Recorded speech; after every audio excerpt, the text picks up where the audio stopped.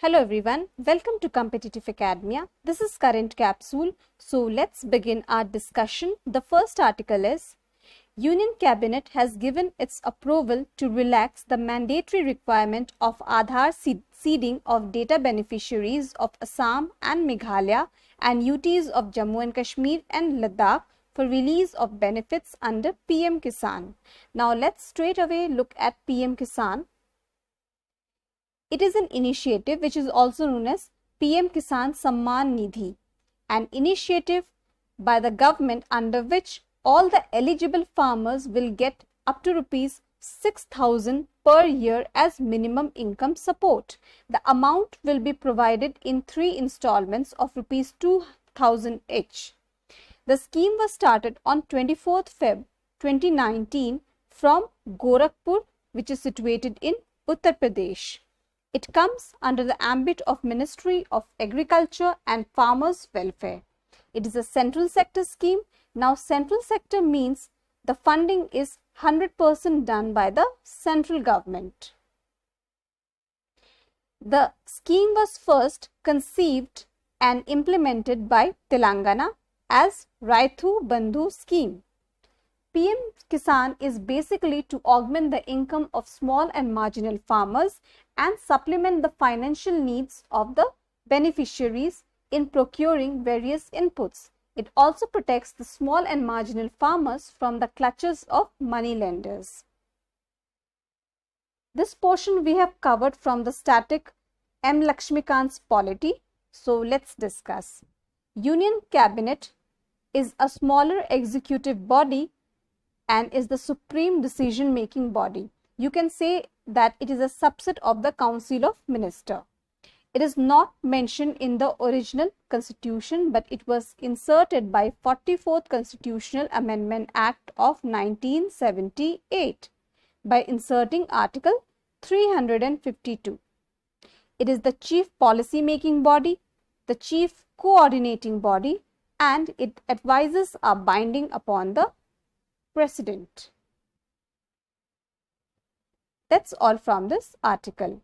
The next article is Cabinet approves fixation of nutrient-based subsidy rates for phosphatic and potassic fertilizer for the year 2021.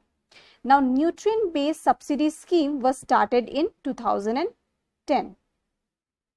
A fixed subsidy is provided on phosphatic and potassic fertilizer except urea. You have to remember here the exception, and it is the subsidy depends upon the nutrient content, which is largely for nitrogen, phosphorus, potassium and sulfur micronutrients. Very important.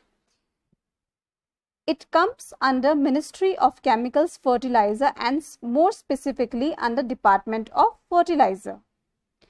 Approval is given by Cabinet Committee on Economic Affairs, which is chaired by the Prime Minister.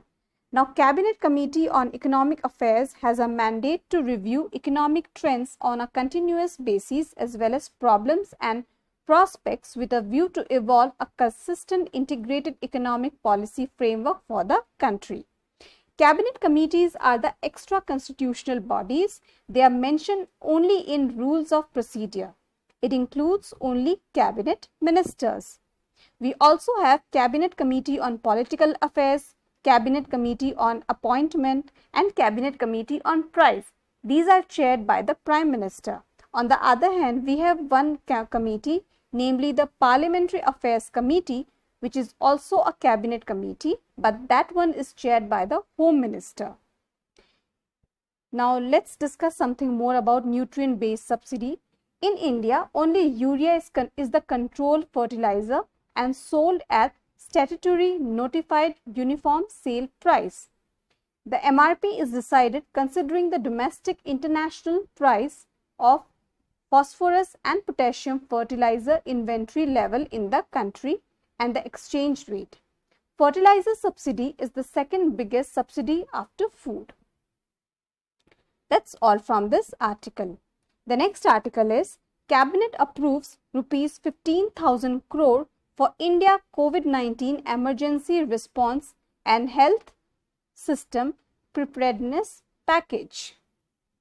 The key objective is to include mounting emergency response to slow and limit COVID-19 through development of diagnostics and dedicated treatment facilities, centralized procurement of essential medicines, drugs, and treatment of infected patients, strengthen and build resilient system, basically setting up a strong infrastructure relating to health and mitigating the side effects and also the outbreaks related to it.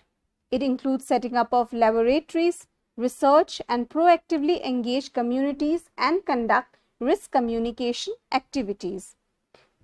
Obviously, it is under Ministry of Health and Family Welfare. There is no doubt to it. Significant investment is pledged to the tune of rupees 15,000 crore, which would be utilized in 3 phases under mission mode approach, basically to boost the health infrastructure of the country.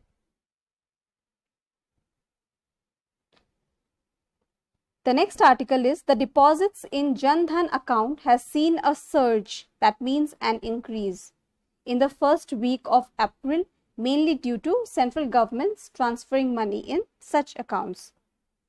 Jan-Dhan account has also entered in its, when the scheme was initiated. Let's discuss the scheme first.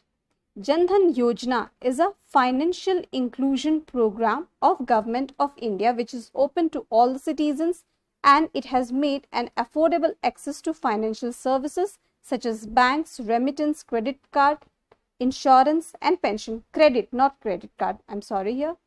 It is run by Department of Financial Services, Ministry of Finance. It was started on 15 August 2014. The slogan of the scheme is Mera Khata, Khata, Bhagya Vidata. Kerala and Goa became the first state in the country to provide one basic bank account to every household. So, the scheme entered Guinness Book Record of most number of accounts being opened in 1 week during this opening period, that is 15 August 2014. The next article is World Bank. It says remittance witnesses sharpest fall in recent time. It is predicted a fall of 20%. Now let's discuss something about World Bank. World Bank is an international financial institution that provides loans and grants to the government of poorer countries for the purpose of pursuing capital projects. It consists of International Bank for Reconstruction and Development and International Development Association. This two body comprises and it is known as World Bank Group. The World Bank was created at 1944 along with International Monetary Fund at the Bretton Woods Conference. It consists of, the World Bank Group consists of International Bank for Reconstruction and Development, International Development Association, International Finance Corporation, Multilateral Investment Guarantee Agency and International Center for Settlement of Investment Dispute. India is not a party to this. Its headquarters is located in Washington, D.C.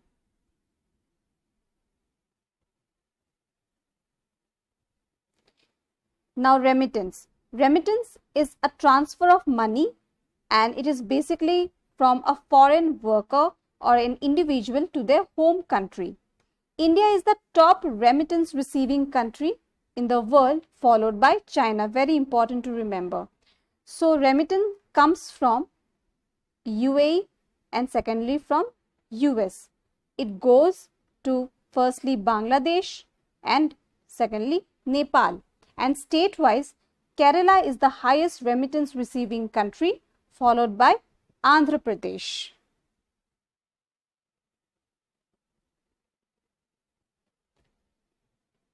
The next article is Ordinance brought to make violence against medical staff cognizable and non-bailable. So it has amended the Epidemic Diseases Act of 1897. It was brought during the British Raj to isolate people I think there was an outbreak of plague at that time. So it consists of punishment of from 6 months to 7 years. Now, ordinance. Ordinance is promulgated by the President of India on the recommendation of Union Cabinet. It has the same effect as that of the Act of Parliament. It can be issued only when the Parliament is not in session. Ordinances cease to operate either if Parliament does not approve it within 6 weeks of reassembly or if disapproving resolution is passed by both the houses. The President can promulgate his ordinance under Article 123. The Governor also has the power to promulgate ordinance under Article 213.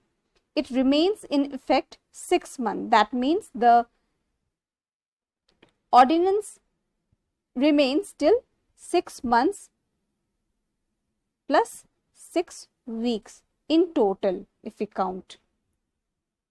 And ordinance making process was first started under Council of India Act of 1861, which was done by Lord Canning. Very important to remember.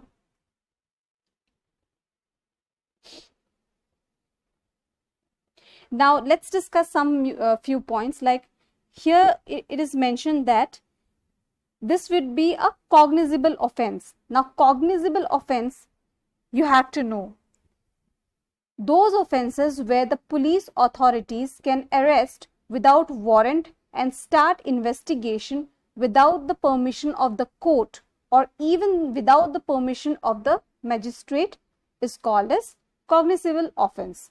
And first information report, that is known as FIR, is filed only for the cognizable offense. That's all for this video. We'll come up with some new articles tomorrow. Till then, thank you for listening and like, share and subscribe. You can download the PDF from the link given in the description box.